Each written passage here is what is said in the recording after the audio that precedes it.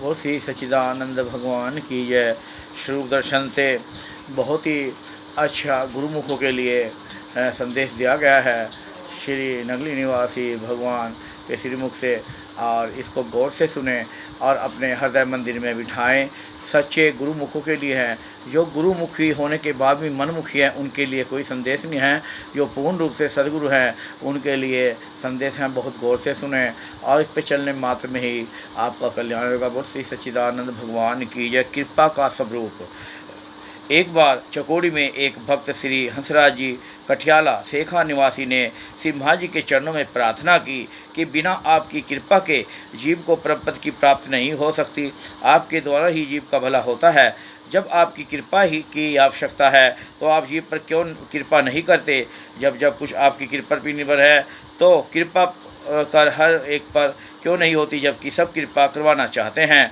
दाता दीनदयाल जी प्रसन्नचित होकर बोले, प्रेमी, यह प्रश्न भी बहुत बड़ा उलझन वाला है। आप यह सब दूसरों के सिर ठोसते हो। प्रश्न से पहले भाव बनाना चाहिए, भाव के साथ समझने का प्रयत्न करना चाहिए।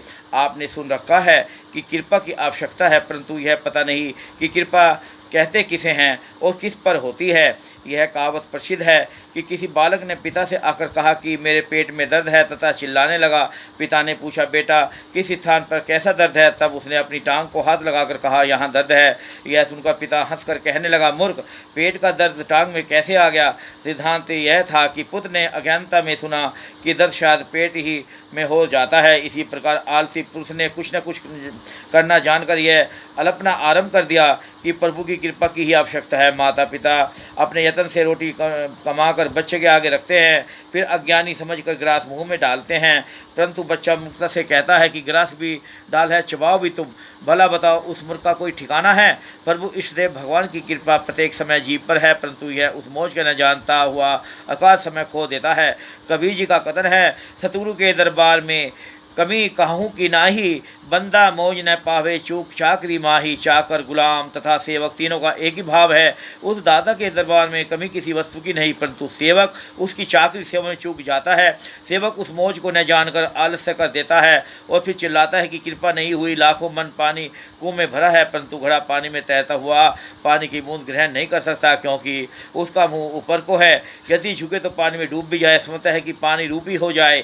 कई जिसासु अहंकार में लिप्त रहते हैं, गुरु के पास रहकर भी उस मौज को प्राप्त नहीं कर पाते, क्योंकि उनकी वृत्ति गुण अवगुण वाली ही रही और अपनी निज मति से गुरु को जांचने के यत्न में लगे रहते हैं, जिससे प्रकट है कि उन्होंने अपनी बुद्धि अधिक जानी और गुरु को अपने मन के अनुसार चलाने का यत्न किया। गुरु ग्रंथ साहिब का वाक्य है, थू ठाकुर तुम पे अरदास, जियो पिंड सब तुमरी रास। तुम मात पिता हम बारिक तेरे, तुमरी कृपा में सुख घनेरे। कोई न जाने तुमरा अंत, ऊँचे से ऊँचा भगवंत।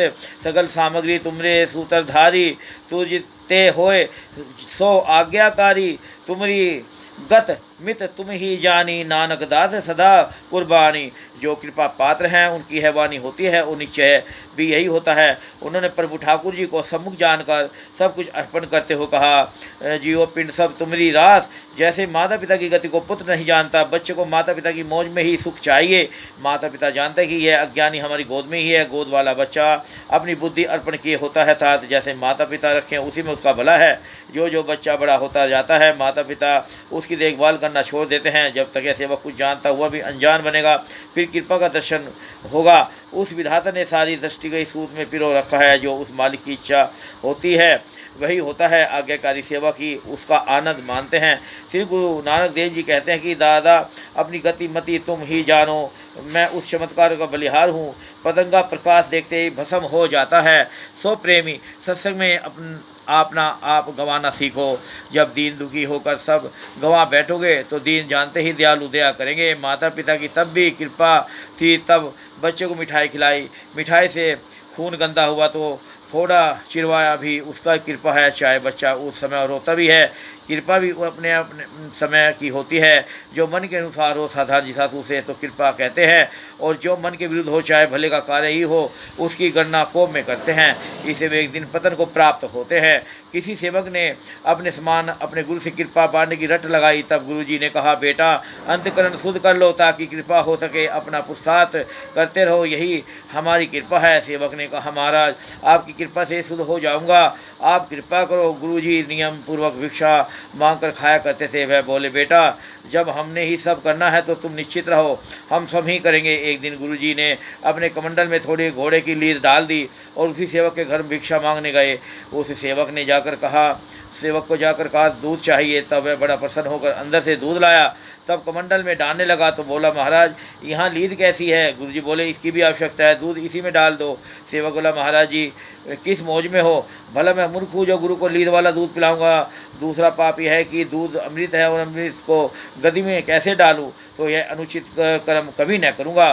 गुरु जी बोले, भैया दूध पड़ने से लीद शुद्ध हो जाएगी, तब हम लीद और दूध दोनों का भक्षण करेंगे। सेवक चरणों पर गिर पड़ा और प्रार्थना की, गुरुदेव मुझे ज्ञान हो गया है, मैं मूर्खता से है कहता रहा कि आपकी कृपा से अंतकरण शुद्ध होगा तथा करण कुछ न था। वास्तव में कृपा रूपी दूध ही हृदय कमंडल में डालना चाहिए, तब लीद रूपी विकार अंदर से निकल जाएं। अब मैं यत्न करूँगी पहले हृदय शुद्ध कर लूँ, तब श्री कृपा का आनंद अनुभव होगा।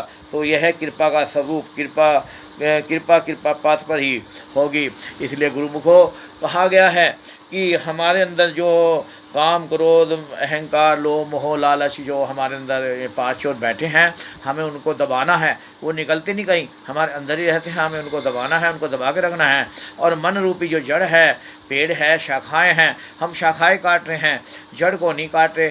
जड़ है मन रूपी हमारी जड़, उसको मन को गुरु महाराज के चरणों में लगाएं, ध्यान में गुरु महाराज का स्वरूप का दर्शन करें।